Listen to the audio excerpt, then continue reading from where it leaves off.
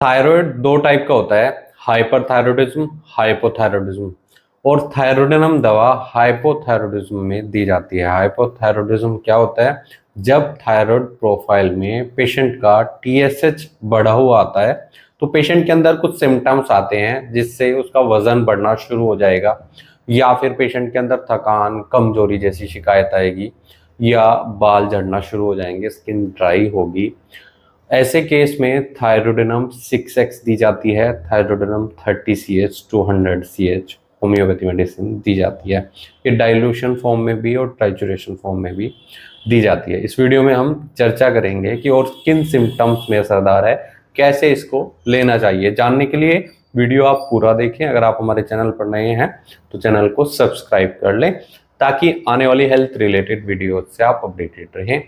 कई सारी ब्रांड इसे बनाते हैं होम्योपैथी में, श्वाबे, डॉक्टर रैकबैक, एसबीएल, लॉर्ड्स, कई सारी फार्मा कंपनियां जो बनाती हैं। जब पेशेंट को थायराइड डायसफंक्शन की शिकायत होती है ना, तो पेशेंट का हार्ट रेट भी फ्लक्चुएट होता है, कम ज़्यादा होता रहता है।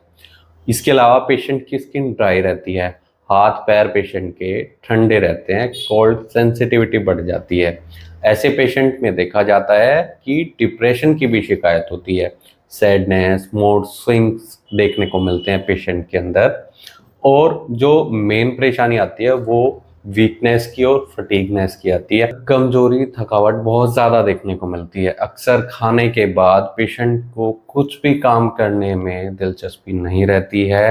पेशेंट को इतनी ज़्यादा थकान महसूस होती है, या शाम के समय इतनी ज़्यादा थकान महसूस होती है कि वो कुछ भी नहीं कर पाता है।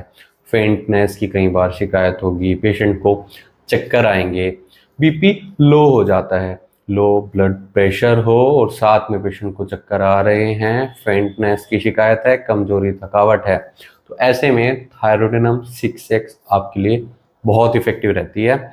हाइपरथायरॉयडिज्म में सिम्टम्स अलग होते हैं और हाइपोथायरॉयडिज्म के मैं आपको सिम्टम्स बता रहा हूँ। ऐसे में पेशेंट को कुछ और भी सिम्टम्स आएंगे। पेशेंट के मेटाबॉलिज्म को सही करती है। कुछ पेशेंट में देखने को मिलता है कि उनका वजन लगातार बढ़ रहा है और भूख भी बढ़ी हुई है। कुछ ना कुछ पेशेंट को खाने का मन करता रहता है, वीकनेस पेशेंट के अंदर देखने को मिलती है। ऐसे केस में बहुत इफेक्टिव ये रहती है। कुछ केस में माइग्रेन की शिकायत देखने को मिल सकती है, सिर दर्द की शिकायत देखने को मिल सकती है। ऐसे में ये सिर दर्द को भी कंट्रोल करने का काम करती है। शरीर में जो शिकायतें आती हैं वो थकान, कमजोरी की तो आती ही हैं, साथ ही पोषक तत्वों की कमी भी देखने को मिलती है। मेटाबॉलिज्म इतना स्लो हो जाता है कि वो खाने से न्यूट्रिशंस को अब्जॉर्ब नहीं कर पाता है और पेशेंट को जो फैट मेटाबॉलिज्म है उसकी शिकायत देखने को मिलती है। फैट ज़्यादा बनेगी, चर्बी ज़्यादा बनेगी, हेयर फॉल की समस्या देखने को मिलती है।